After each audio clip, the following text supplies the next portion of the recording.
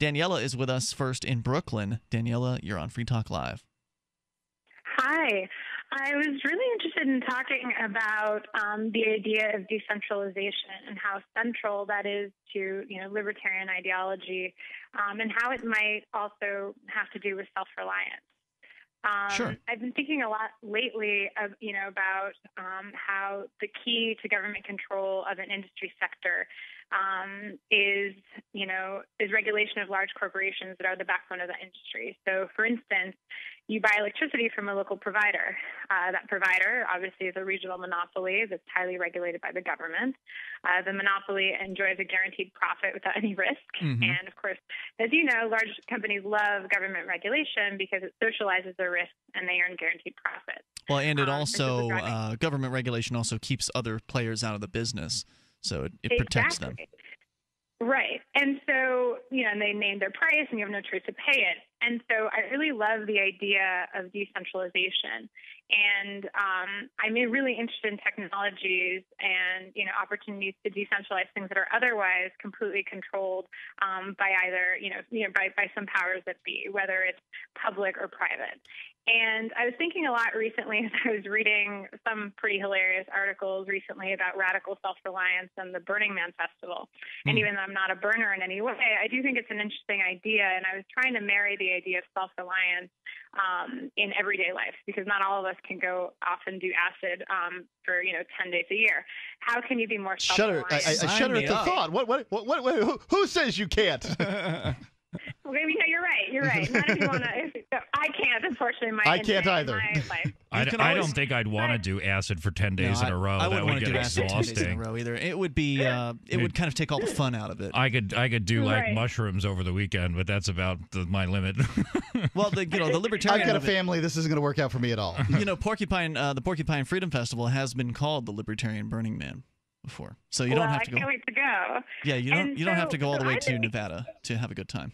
Anyway, go ahead. So I've been thinking about this a lot recently because I've been working on a project of my own to decentralize communication. It's actually interesting because I think you guys were just talking about, activists and using radios and the fact that no one uses them.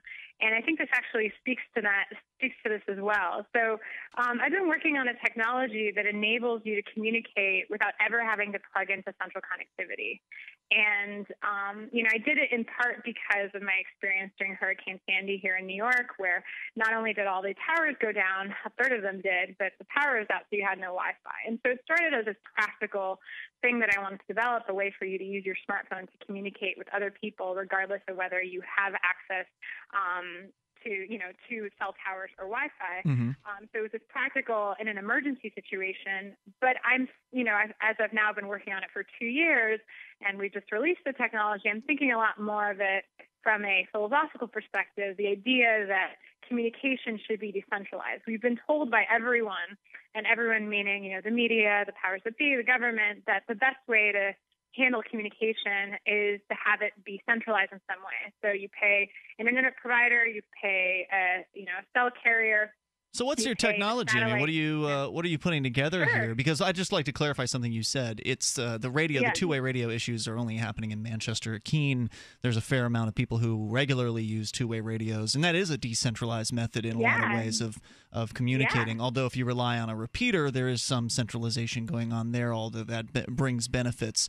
So what's your proposal exactly? What's the tech that you've put together? Sure. So of course. So what we've developed now over 2 years, and we launched it last month, is this product called goTenna. That's, I've heard about this. Gotenna. Yeah, so that's my company, and I started working on it 2 years ago, immediately after Hurricane Sandy. And what we've done is we've invented this little device that pairs wirelessly to your phone. And in fact, it doesn't even have to be a phone. It can be any iOS or Android device, so it can be your iPod, so you don't even need to have cell service. Mm-hmm. And it enables you to communicate with anyone else who has goTenna as well, with up to 50 miles away from you. Up to 50? That's pretty good. That's like if you're on a mountaintop. What's it travel by? Yeah. Radio waves. Okay. What kind of radio waves? VHF frequency, so it's very, VHF frequency is 151 to 154 megahertz, publicly licensed spectrum that anyone can use, which is why we chose it, and has great propagation characteristics. And you can send text messages and share your location in a totally end-to-end encrypted fashion that never plugs into central infrastructure. So it's completely decentralized communication that's totally private, that you can use no matter who or where you are. Mm-hmm. Okay. I actually heard about this from one of the Manchester activists who's like really into radio stuff. I'm going to need help. Okay. So it's like a secondary transmitter essentially for your cell phone. But does it hop? Okay, so it uses the cell phone signal. Like the cell phone. It's Bluetooth, right? Like you're hooking it in. Let me ask my questions. So just to be clear, so you connect the device over Bluetooth to your phone, and then at that point, it doesn't use any of the signals that you normally use. It emits its own signal. It creates its own signal. In fact, goTenna even works when you have no service, and even if you turn your phone into airplane mode. You do not hop into any sort of central connectivity. This is decentralizing communication completely. If you were in airplane mode, you wouldn't be able to Bluetooth connect to the goTenna. No, you can actually. That's a common misconception. But if you turn your phone into airplane mode, you can then turn your Bluetooth back on. Yeah. Right, it shuts everything down, but then you can restart it up. Because I know I've opened up Wi-Fi on an airplane after I've turned it into airplane mode. So just a quick question. So quick question for you, Daniela. Does this allow, let's say you've got this thing working, you have no cell phone connectivity. Does the goTenna have its own app that you have to use to text people? Is that how it works? Yeah, you either download our app for iOS or Android, or you can use our open software development kit to create your own app. So anyone else can build on it. The idea is that it's a completely open platform for people to build. I thought, Mark, somebody had sent you something about this to like check these guys out for a possible advertiser on Free Talk Live. Look, I'm curious as to what this, and I think it would be a great advertiser for Free Talk Live. So these devices. Now, do you have to have a device to receive the signal too? Yes.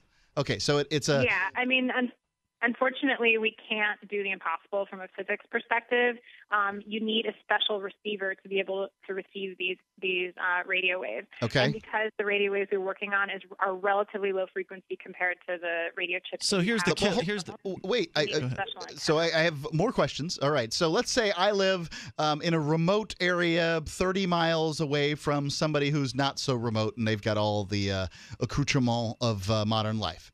Can I communicate via text and cell phone with their goTenna? We've both got one of these goTenna things. Yeah. And then they can essentially rebroadcast me to the rest of the world?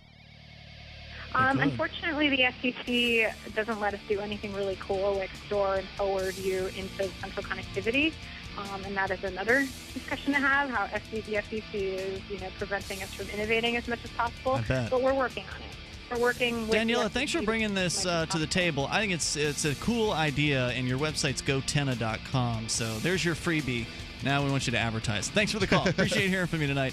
More coming up on Free Talk Live. So we actually got a call from somebody who works for this goTenna company, and the product doesn't exist yet. It's going to be released supposedly toward the end of this year. So it's in pre-order phase right now. And the price point's not terrible. It's $150 is what they're asking for two of these things. So when you buy the goTenna, you get a pair, a second one that you can use, obviously, because it would be silly to have one and not be able to test it and see if it actually worked.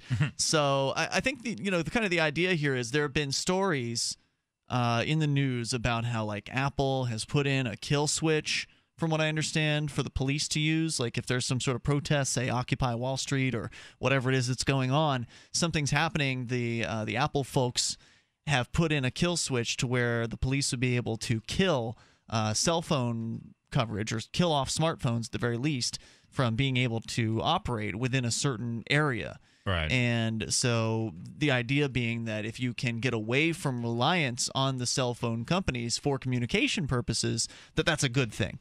Yeah, and that's what this could do. Yeah, it sounds like that's the idea behind it. And I mean, like we have, we use Keen 411 here, and of course, if we lose cell service or internet access for whatever reason, Keen 411 depends on you having either cell or internet access. Actually, cell access, because you can text over the internet, I guess, but you have to send a text message to a phone number. Right. And then that message goes through Google Voice, and then it goes through Twitter Mail, And so it depends on two services beyond the service that gets the message to those services. Exactly. So it depends on at least three is, services. Yeah, and then this work. is directly, you to the people that you're communicating with, and that's a good thing.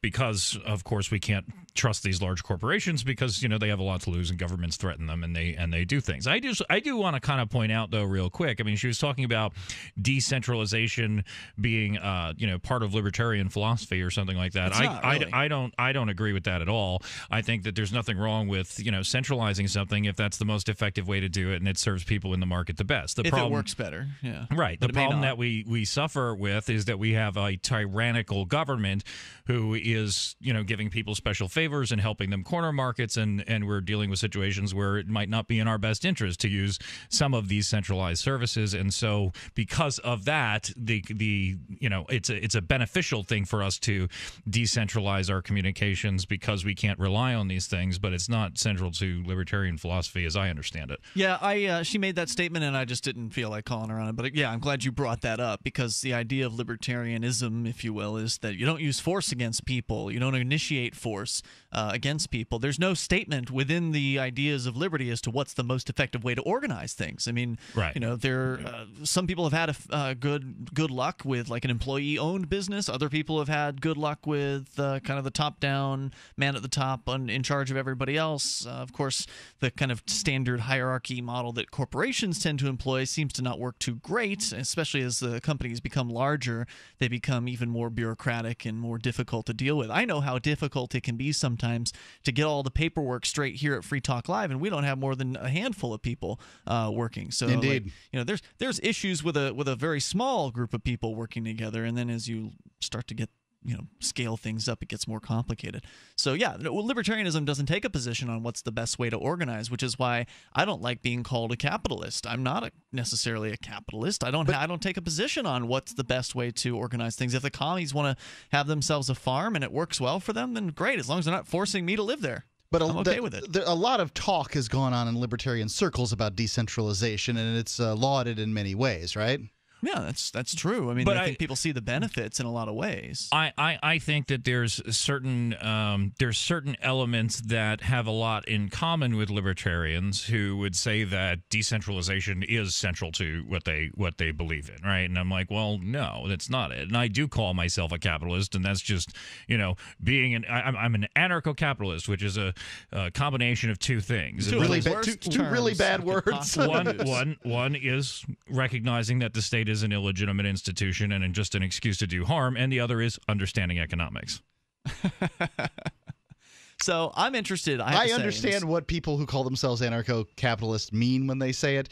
I would contend, however, that that language, the English language and all language, is intended to communicate, and that when one uses words that have been corrupted over time, like anarchist and capitalist, one opens oneself up to a world of miscommunication. Well, no, I'm communicating very clearly when I say anarcho-capitalist, and if other people have been, having their language degenerated by public schools and bogus philosophers and radio hosts, then that's unfortunate. But they are failing to hear. I'm not failing to communicate.